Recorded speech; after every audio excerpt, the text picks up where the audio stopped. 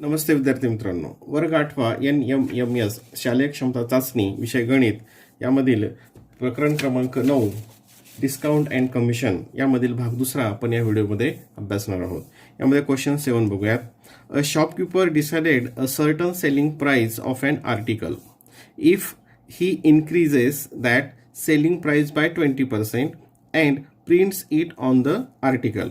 At the time of sale, he gives 15% discount on the printed price to the customer. Hence, the shopkeeper gets dash dash percent more than the price decided by him. म्हणजे काय की एकदा शॉपकीपरने काय केलं, एक निश्चित एक काहीतरी किंमत ठरवली एका आर्टिकलची आणि नंतर काय केलं, त्याच्यामध्ये इन्क्रीज केलं. परत किती केलं इन्क्रीज, सेलिंग प्राइस त्याची 20% इन्क्रीज केली आणि ती काय केली, ती प्रिंट केली त्या आर्टिकलवर, त्या वस्तूवर. आणि जेव्हा ते विकलं त्यावेळेस काय केलं, त्याच्यावर 15% डिस्काउंट दिला. त्या मार्क प्राईजवर 15% डिस्काउंट दिला. तर त्याच्यामध्ये त्याला किती पर्सेंट मोर, म्हणजे त्याला किती फायदा झाला असा त्याचा अर्थ आहे प्रश्नांचा. आता समजा इनिशियली म्हणजे स्टार्टिंगला समजा सेलिंग प्राईस आहे 100 असं आपण गृहीत धरलं. काय केलं, सेलिंग प्राईस 100 त्यांनी ठरवली. ए shopkeeper decided a certain selling price of an article. सुरुवातीला त्यांनी सेलिंग प्राइस 100 आहे असं आपण त्यांनी गृहीत धरलं.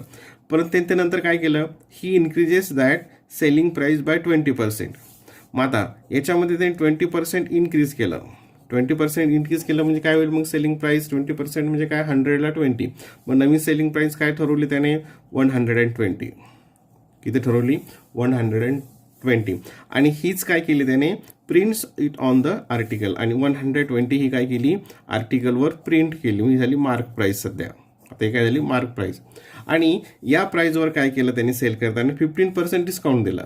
कोणत्यावर, 120वर. मग तो डिस्काउंट किती असेल, डिस्काउंट इक्वल्स टू या मार्क प्राइसच्या 15% म्हणजे 120 इंटू 15% म्हणजे 15/100. 15/100 हे झिरो कॅन्सल झालं. नंतर या ठिकाणी 5 1 5, 5 3 15, 5 2 हे 2 1 2 अँड 2 6 12. म्हणजे त्याचा डिस्काउंट किती आला, 6 3 18 रुपीज हा डिस्काउंट झाला. ठीक आहे. मग ती कितीला सेल होईल ते आर्टिकल, किती प्राइस होती, आता मार्क प्राइस 120, त्याचा डिस्काउंट किती दिला, 18. म्हणजे कितीला होईल ती, 102. म्हणजे अगोदर 100 रुपीज होतं, नंतर किती वाढलं, 2 रुपीज वाढले. म्हणजे 100ला 2 म्हणजेच काय झालं, 2% इन्क्रीज झालं. 2% त्याचा प्रॉफिट जो आहे इन्क्रीज झालं. He gets 2% more than the price decided. 102ला ते सेल आउट केलं. Question number 8. A farmer sells goods worth ₹17,000 through a commission agent. He had to give 2% commission to the agent. What is the amount received by the farmer. म्हणजे शेतकऱ्याने त्याचा जो माल आहे तो एजंट थ्रू विकला, त्याला आणि 2% कमिशन दिलं आणि तर त्याला किती पैसे मिळतील. आणि त्याची किंमत काय होती मालाची, 17,000. आता हे दोन प्रकारे सोडवता येतं. एक तर किती कमिशन आहे हे करायचं आणि ते 17,000 म्हणून सबट्रॅक्ट करायचं, किंवा मग आपण जे अगोदरची उदाहरण सोडवली त्या पद्धतीने बघूयात. आता 2% कमिशन दिलं शेतकऱ्याने, याचा अर्थ त्याचा जर समजा माल 100 रुपीजचा असेल तर त्याला किती रुपये मिळतील, 98 रुपीज मिळतील. कारण त्यांनी 2 रुपीज काय दिलं, 2% म्हणजे काय, 100ला 2 रुपीज. 100ला 2 रुपीज कमिशन दिलं म्हणजे त्याला किती मिळतील, 98 रुपीज. मग त्याला किती आहे त्याचा माल, तो 17,000ची आहे. सपोज त्याला X रुपीज रिसिव्ड मिळतील. क्रॉस मल्टिप्लिकेशन करूयात. X into 100 equals to 17,000 into 98. इथं X equals to division property of an equality. इथं हे 0 इंटू 98 इकडे डिवाइड होईल.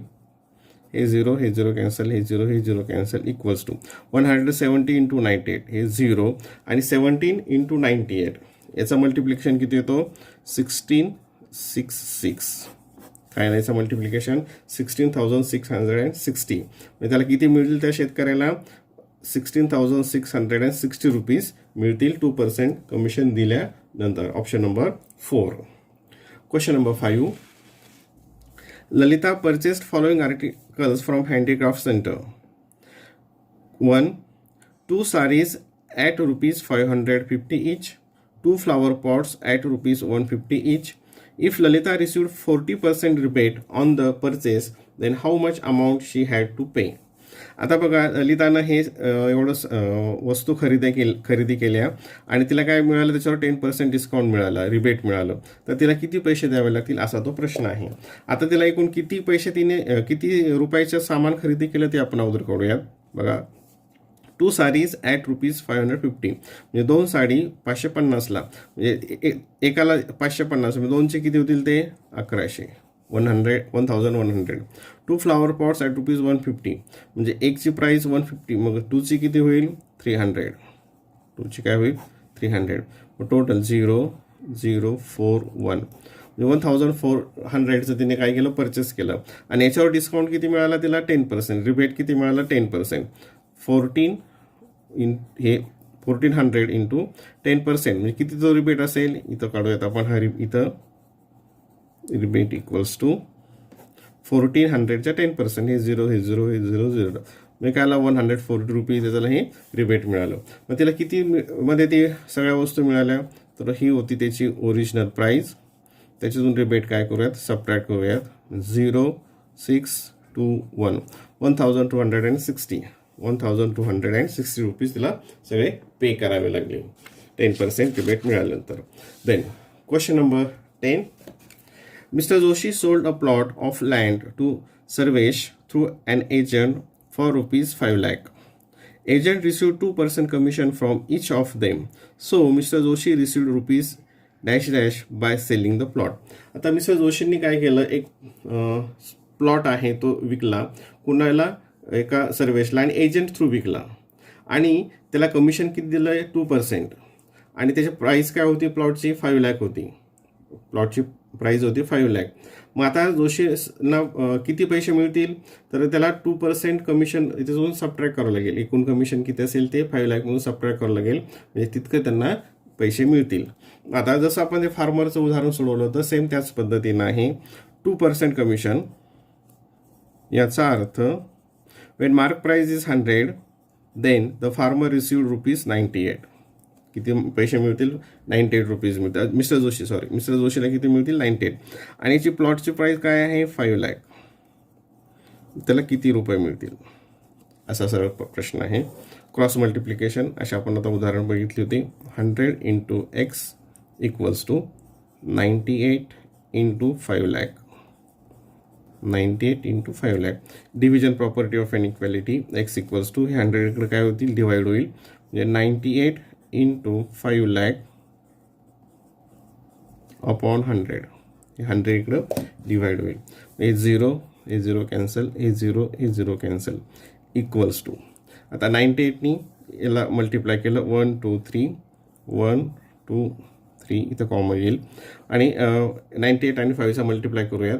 5 8 जा 40, इथं 40, इथं 40, 0 कॅरी 4, 5 9 जा 40, 5 आणि हे कॅरी 4, म्हणजे काय येईल ते 49, काय येईल ते 49. 4,90,000. Mister Joshi received 4,90,000 selling the plot. 4,90,000. Option number 2.